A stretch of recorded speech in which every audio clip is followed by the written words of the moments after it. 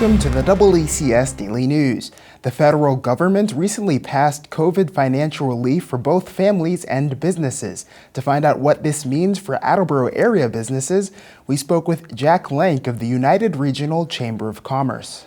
All right, well, Congress has passed a new $900 billion pandemic relief package that is called the stimulus package. And we were just waiting for the president to sign it. He has signed it now. So some folks will start to see some of the deposits made, if they do direct deposit, or checks will start going out this week. To handle some of the businesses, the tax treatment is going to be a little bit different. The new law overturns the IRS ruling, and it provides that the regular business expenses paid for with the PPP loan or the stimulus package loan shall be deductible from tax purposes. And this is going to apply to past and future loans.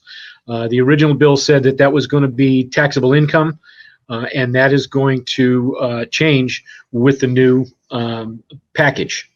There's also an expanded list of expenses that qualify for forgiveness, because most of these loans can be forgiven. And they've expanded what they can use: operation expenses, supplier costs, worker protection expenses, for personal protection equipment, things like that. Covered property damage costs, because we've had some storms doing this. So there's going to be some insurance compensation in there if you've had some major damage. One of the things that they've done to make it a little bit easier for businesses is they've simplified the application. If your loan is less than $150,000, they've turned it down to a one-page application, which will make things much, much easier. There's been $35 billion set aside for first-time borrowers, and $15 billion is set aside for employers with 10 or fewer employees. That's the majority of the businesses in the United States. Unfortunately, the government, they qualify they call a small business anything with 500 employees or less. When, we're very familiar with a lot of the local businesses in the area which have 25 or less employees.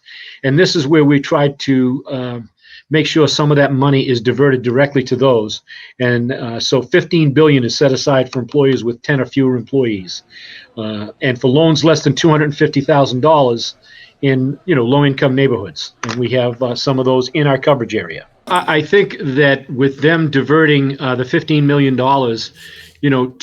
directly to small businesses, that's going to help out tremendously. I get a good feeling now that, after, and obviously I have not read through the whole thing. It's 5,000 pages, which I don't think anybody's read through. And there'll be some provisions that'll come out, but it's made me a little bit more comfortable that some of our small businesses are going to get a little bit relief, from the hard times that we've had over the last 8-9 months. And, it does take a little bit of time.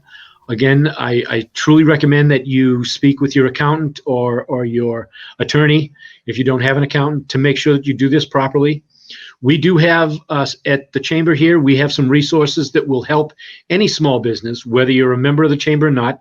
Obviously, we'd love for you to be a member of the chamber. And I encourage you to, keep up on our social media, because that's where we've put out all of these different loan programs that are out there. But also, if you're having a little bit of trouble with the application or you need some help, we have a great relationship with the Mass Small Business Development Center out of UMass Dartmouth, and they'd be glad to help you. We have a rep. Her name is Nancy Loud. She's the Senior Business Advisor.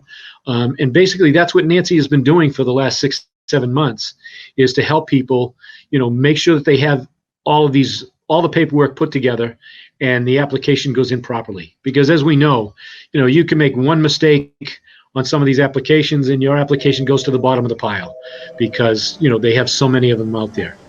And, after speaking to some of the businesses that have, in our local area, that have gone after the first set of loans, yes, it was a little daunting task in the beginning, but it did help keep some of these doors open. And we're hoping with this second round of relief that's going to help out as well.